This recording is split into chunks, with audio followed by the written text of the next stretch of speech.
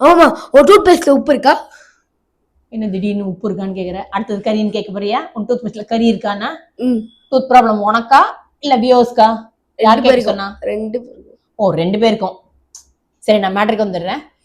இப்போ பல் ப்ராப்ளம், பல்லுல பிரச்சனை இதெல்லாம் இருந்ததுன்னா என்ன ஸ்லோகம் சொல்லணும்? அதானே கொஸ்டின் இல்லையா? ரைட்.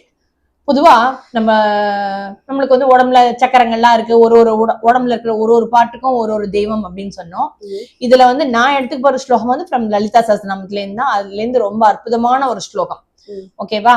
ஆனா இந்த பல் பிரச்சனைக்கு அப்படின்னு வந்து நம்மளுக்கு சொல்லப்பட்ட தெய்வங்கள் வந்து ஒண்ணு வந்து சிவன், வைத்தியநாத் அப்படின்னு நாத்துல எல்லாம் சொல்லுவா.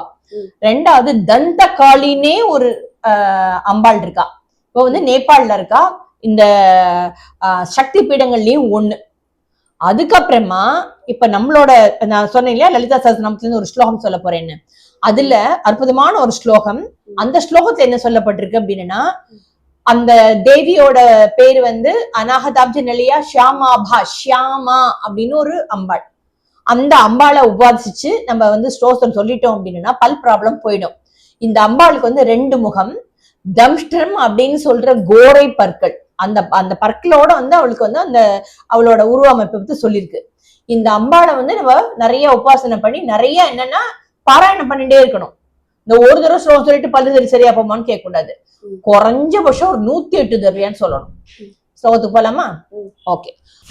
அநாஹதாப்ஜ அநாஹதாப்ஜ நிலையா நிலையா ஷியாமாபா ஷியாமாபா வதனத்வயா வதனத்வயா தம்ஷ்ட்ரோஜ்வலா தம்ஷ்ட்ரோஜ்வலா ஷமாலாதிதரா ஷமாலாதிதரா ருதிர சம்ஸ்திதா ருதிர சம்ஸ்திதா